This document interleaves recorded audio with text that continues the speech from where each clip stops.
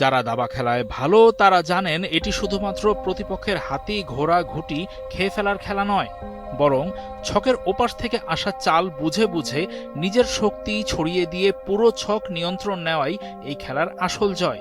ইদানিংকার বিশ্ব রাজনীতি দেখলে মনে হয় রাশিয়ার প্রেসিডেন্ট লৌহমানব ভ্লাদিমির পুতিন তার দেশের চারপাশ জুড়ে এমন দাবা খেলায় মেতেছেন, সামনের দিনগুলোতে তাকে হারানো কঠিন হবে। কেন এই কথা বলছি?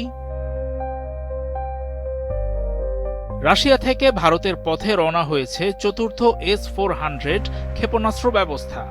এর মধ্যেই এটি রাশিয়ার বন্দর ছেড়েছে। মে মাসের মাঝামাঝি সময়ে তা ভারতে পৌঁছানোর কথা রয়েছে। সবকিছু ঠিক থাকলে ওই মাসের শেষ নাগাদ আকাশ প্রতিরক্ষা ব্যবস্থাটি রাজস্থান সেক্টরে পাকিস্তান সীমান্তের কাছে মোতায়েন করা হতে পারে। এখানেই শেষ নয়, আগামী নভেম্বরের মধ্যেই S-400 এর ৫ নম্বর ইউনিটটিও ভারতের হাতে চলে আসার সম্ভাবনা রয়েছে। ভারতের হাতে রাশিয়ার পাঁচটি মহাশক্তিশালী আকাশ প্রতিরক্ষা কবচ, আরও ৫টি যোগ হবে। ভাবা যায়? ন্যাটোর বাইরে অন্যতম নিবিড় কৌশলগত আকাশ প্রতিরক্ষা কাঠামো তৈরির দিকে এগিয়ে যাচ্ছে ভারত। এখানে রাশিয়ার লাভ কি? শুধুমাত্র অস্ত্র বিক্রি? মার্কিন যুক্তরাষ্ট্র যেভাবে পাকিস্তানের সঙ্গে জড়িয়ে যাচ্ছে তা লক্ষ্য করলেই পুরো পরিস্থিতি সম্পর্কে ধারণা আরও স্পষ্ট হবে। পশ্চিম এশিয়া ছাড়িয়ে যুক্তরাষ্ট্রের প্রভাব দক্ষিণ এশিয়ায় আর না ছড়াক, এমন পরিকল্পনা বাস্তবায়নের ভাবনা থেকে ভারতের হাত শক্তিশালী করতে সাহায্য করছে রাশিয়া, এমনটি বলাই যায়। ভারতীয় বিমান বাহিনী এর আগে দূরপাল্লার ক্ষেপণাস্ত্র ব্যবহার করে ৩১৪ কিলোমিটার দূরে শত্রুপক্ষের সামরিক লক্ষ্যবস্তু ধ্বংস করার পরাক্রম দেখিয়েছিল।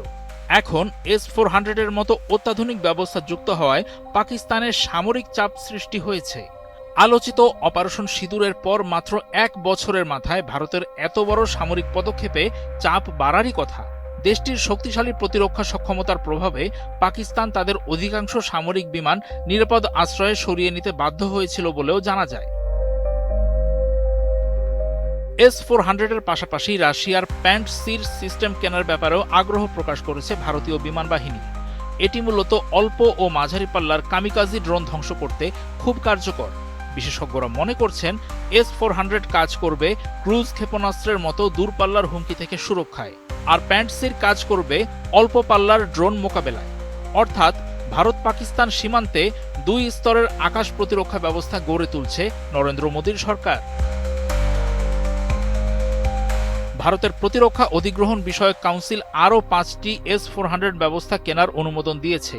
২০১৮ সালের চুক্তিতে থাকা প্রথম ৫টির পর নতুন ৫টি ব্যবস্থা যুক্ত হলে ভারতের হাতে মোট S-400 এর সংখ্যা দাঁড়াবে ১০টিতে।